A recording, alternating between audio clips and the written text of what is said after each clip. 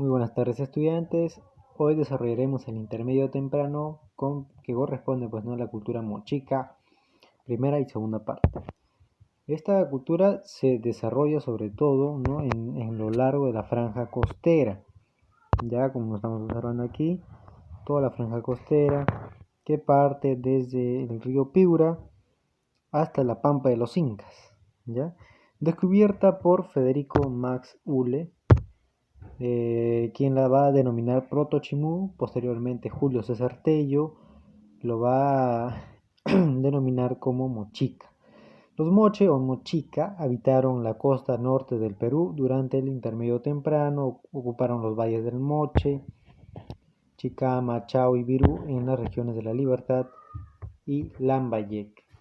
Su área de expansión fue desde el norte, que se encuentra en Piura, hasta Ancash, ¿no?, hasta el valle de Guarmey. Sus asentamientos se ubicaron en la parte baja y media de los valles costeños formados por los ríos que bajan desde la parte occidental de la cordillera de los Andes.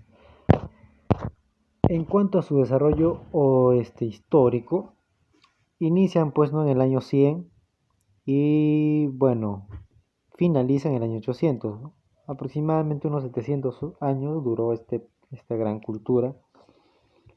En sus inicios, con sus conocimientos, lograron dominar el medio geográfico, lograron aplicar la agricultura, la ganadería, ¿no?, y aspectos artesanales también, ¿no?, como la cerámica, la orfebrería y el comercio.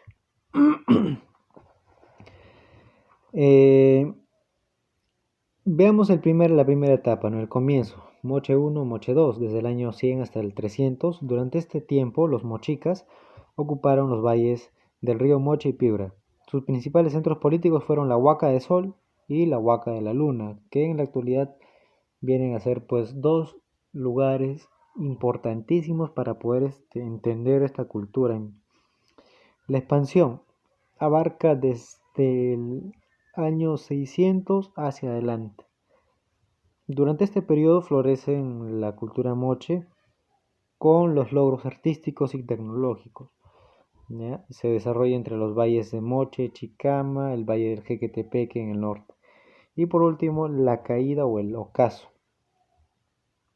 Es el periodo de la decadencia ocurrida en el año 800. En esta época realizaron las construcciones de Pampa Grande y Galindo. Su centro ceremonial fue San José de Mora. Cuando finaliza la cultura moche, se dio por el famoso fenómeno del Niño, que va a ser la principal causa, ¿ya?, el fenómeno del Niño, lo que produjo una fuerte crisis en la producción de los alimentos. No había prácticamente con qué regar las plantaciones, ¿no? Había una sequía total. Las poblaciones comenzaron a desconfiar, en este caso, de la capacidad que tenían estos gobernantes, de que ellos puedan ¿no?, comunicarse con los dioses, para evitar que sigan mandando catástrofes naturales. Finalmente se produjo la llegada de los Wari, procedentes de la Sierra Sur, los cuales ya habían llegado a la costa central y estaban en proceso de expansión a la costa norte. ¿Sí? Entonces en esta etapa van a ser invadidos por la cultura Wari. Los Wari finalizan, ¿no?, con la cultura mochica.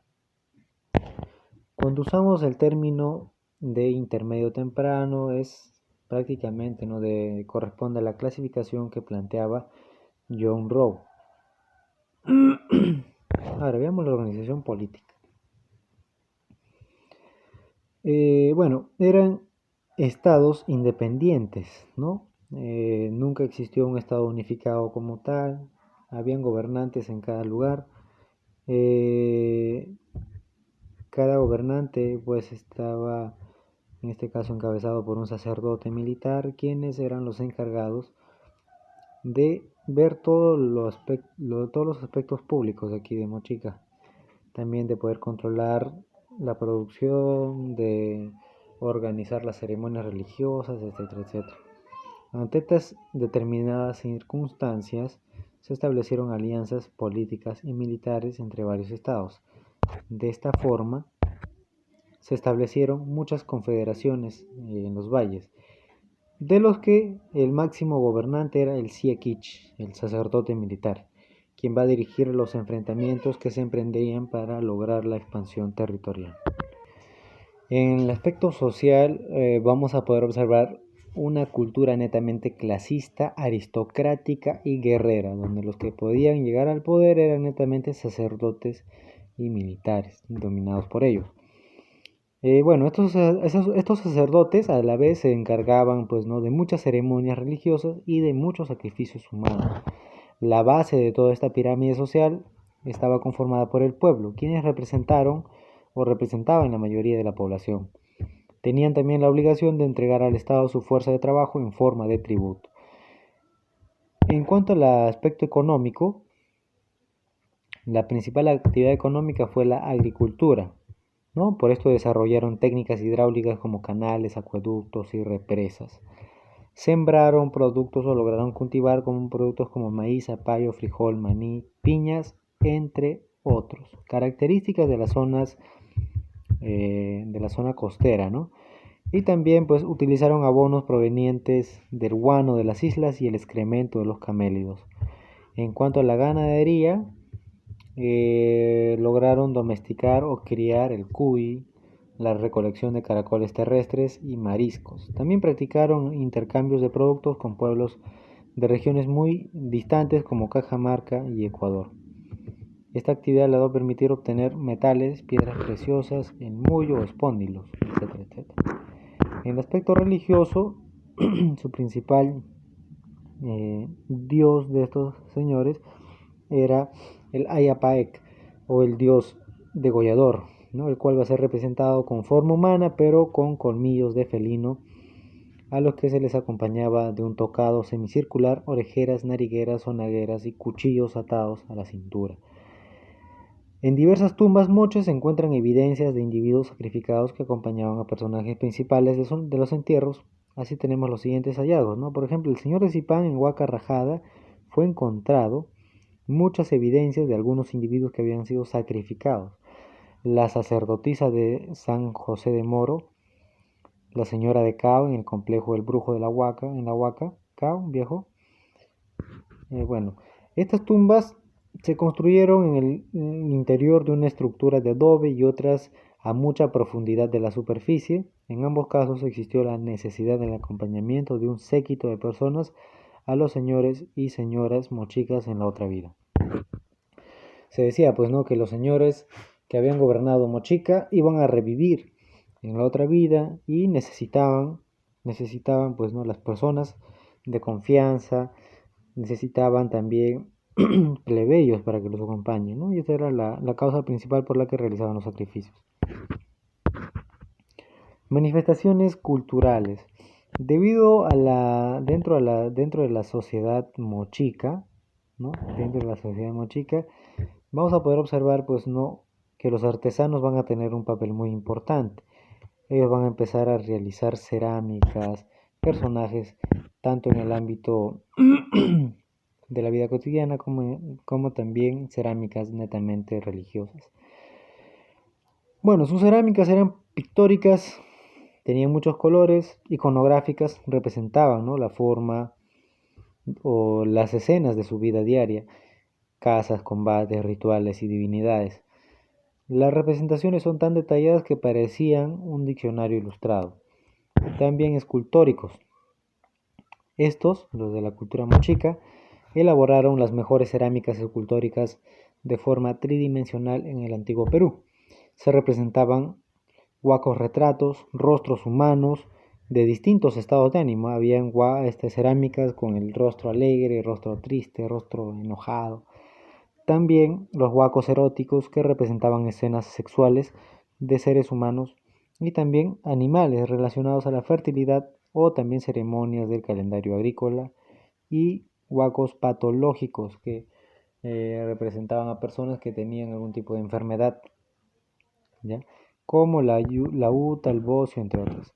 En cuanto a su arquitectura, construyeron en este caso centros urbanos ceremoniales, una especie de pirámides escalonadas donde rendían tributo a sus principales dioses. En el ámbito de la metalurgia utilizaron el oro, la plata, el cobre y las aleaciones denominadas la tumbaga. ¿no? Que va a ser la mezcla de las tres anteriores junto a piedras preciosas como la turquesa, ¿no? Esto lo realizaban para poder, en este caso, elaborar nariceras, nariqueras, pecheras, ¿no? Ahora, en cuanto a su escritura, planteada por Rafael Alcojoil, quien señala la posibilidad de que los mochis utilizaron un sistema de escritura de tipo ideográfico denominado el payariforme. ¿Ya? Lo estamos observando aquí en la pantalla. Bueno, estos payares en sí se encuentran pintados con diversos puntos, marcas o líneas geométricas que para el investigador correspondían pues, ¿no? a un código de escritura. Otros investigadores también plantean que los payares pintados se utilizaron como objetos rituales para el intercambio de productos o quizás fichas de adivinación. Entonces son estas tres hipótesis que se manejan. Bien, entonces realizamos la siguiente actividad. En la clase hemos aprendido solo la primera parte de la cultura mochica, por eso reforzaremos el conocimiento con dos actividades. En la siguiente imagen observaremos a tres personajes de la sociedad moch, el Siekich, el sacerdote y el guerrero. Redacta en tu cuaderno un diálogo entre los tres y ponle un título, ¿no? Recuerda que cada personaje debe tener como mínimo 6 diálogos. Por ejemplo, el título podría ser aquí un título sugerente, ¿no? Decisiones sobre la economía mochica, ¿no? Donde el Sekich puede estar planteando algún tipo de cambio en la estructura económica, donde el sacerdote también va a dar su opinión de qué forma pueden implementar este cambio y el guerrero también va a brindar su opinión en la que va a utilizar la fuerza, ¿no? Para que esto se pueda dar sin ningún problema. Ahora, según Larco-Hoyle, el pueblo moche tuvo 5 fases de cerámica, las cuales se encuentran distribuidas en 3 periodos. Elabora el gráfico en la parte inferior en tu cuaderno y completa la información que se solicita. ¿Cuáles son los 3 periodos de la cultura moche? ¿Y cuáles son las fases, en este caso, que plantea, ¿no? Rafael Larco-Hoyle? Luego tenemos la siguiente lectura. Zipán es un pequeño poblado de agricultores pobres. El origen de la población actual se remonta al periodo de la expansión de la empresa azucarera Pomalca en las décadas de 1960 y 1970. Luego de la reforma agraria del general Velasco Alvarado, la empresa entró en una crisis irreversible, lo que generó desempleo y continuos conflictos sociales. Durante la década de 1980, numerosos pobladores se dedicaron al huaqueo como una actividad económica más, ¿no? En este caso, buscar pues no estas cerámicas y venderlas. El descubrimiento de las tumbas del señor de Zipán en 1987 significó el fin de esta actividad, pero al mismo tiempo alimentó las esperanzas de hacer realidad el desarrollo de la localidad a partir de la actividad turística estimulada por el importante hallazgo. Sin embargo, pese a la celebridad mundial de los tesoros de Zipán, la población del lugar sigue tan pobre como cuando la tumba fue descubierta. Esto se debe a la forma unilateral como intervino el Estado en el proceso de investigación y promoción de la población. No se intentó articular el potencial turístico de los hallazgos con las necesidades materiales de la localidad. Esto generó, por ejemplo, mucha desconfianza y descontento entre pobladores y arqueólogos. Esta coyuntura se agravó aún más cuando en 1997 se inaugura el Museo de Tumbas Reales en la ciudad de Lambayeque, muy lejos del lugar del hallazgo, para la exhibición de los restos del señor de Zipán y todo su ajuar funerario.